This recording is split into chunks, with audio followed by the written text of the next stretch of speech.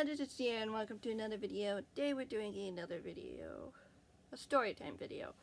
As you can tell from the title of this video, we are doing a book that I have said I would read. And yeah, basically I wrote this book 5 years ago as a recording, but I plan to upload this in May, so it'll be 6 years ago.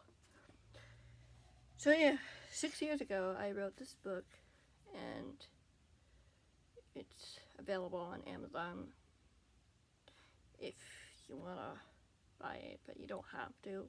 It doesn't matter because I don't get anything from it from doing this, but it is my book, so I should be allowed to share it.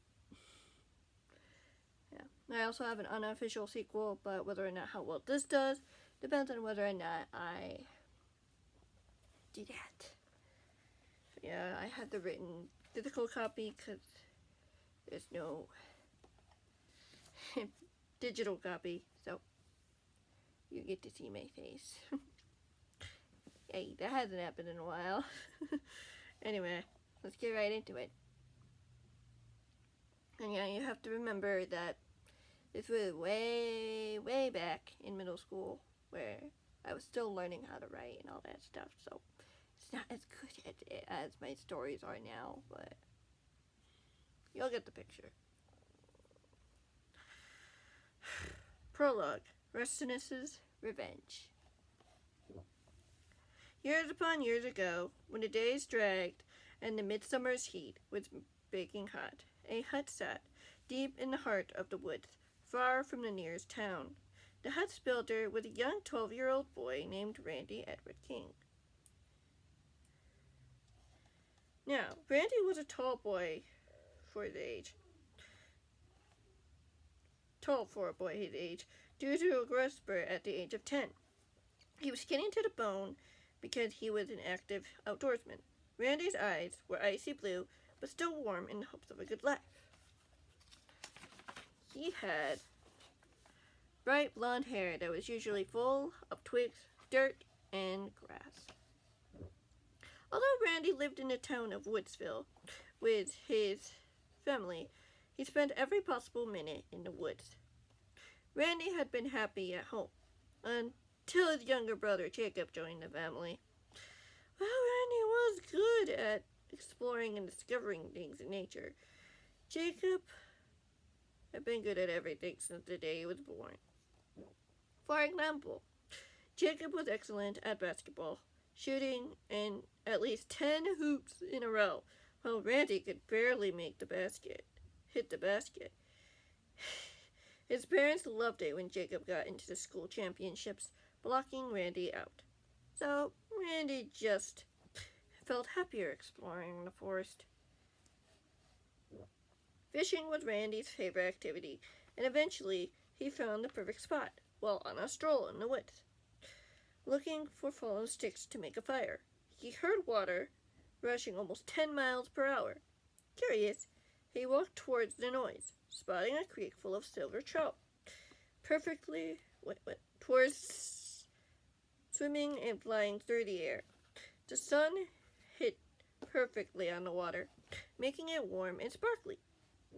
Randy fell in love with it at first sight, and quickly marked the spot with the sticks so he could find it again.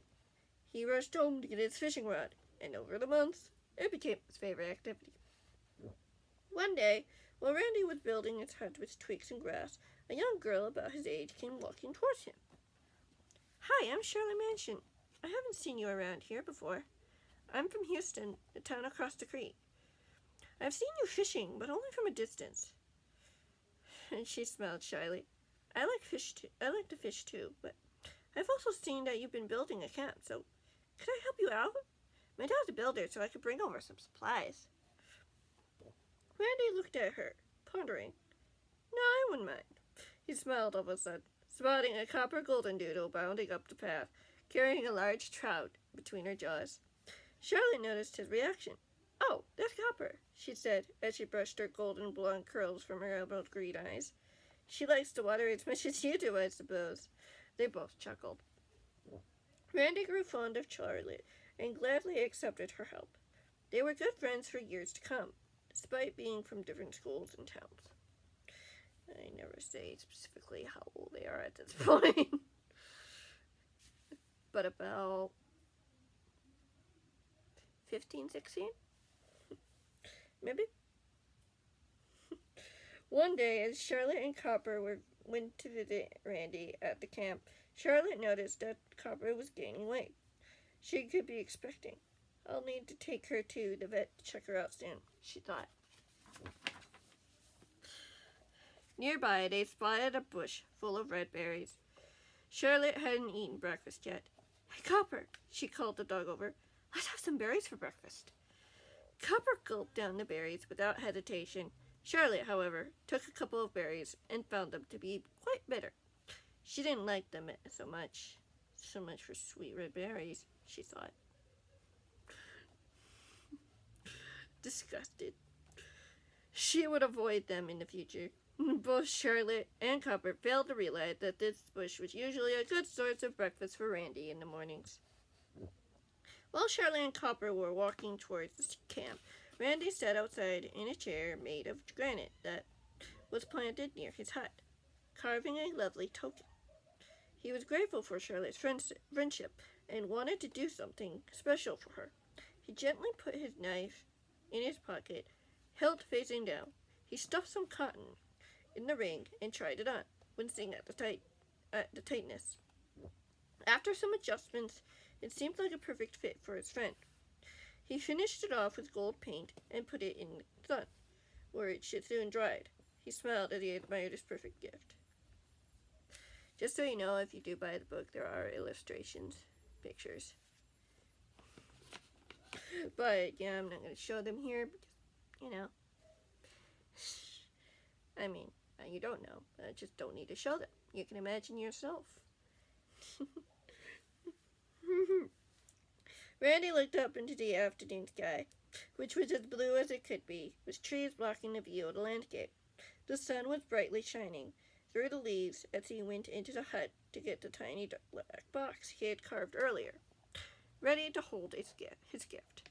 When he returned to the granite seat with the box in his pocket, there Charlotte was seated with Copper at her side.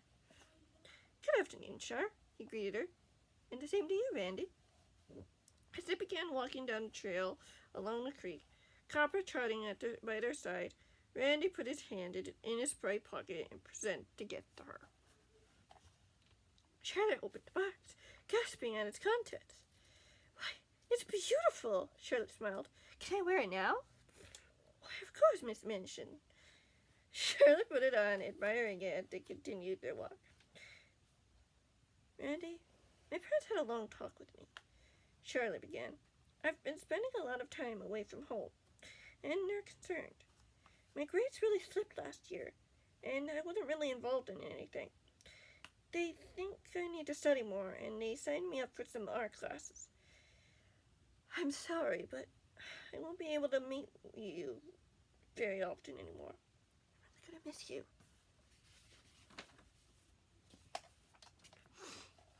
Randy was crushed. He could not imagine a future without his best friend. In his frustration, he pushed Charlotte away and ran back towards the hut, tears blinding his vision. He did not notice that Charlotte lost her footing and slid into the creek. She screamed in terror, crying out Randy's name, but he did not hear. Since she could not swim, Copper splashed in behind her and carried her to the shore. The girl coughed out water as the dog ran toward the camp.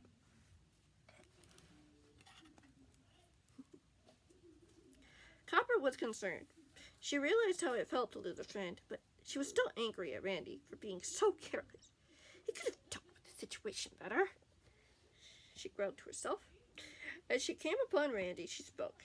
You shouldn't have run off like that. Randy didn't seem too surprised about Copper's speaking gift. His mind was too focused on Charlotte's news to care. Copper, however, was surprised to hear his response. Why? I don't know how else to deal with the situation.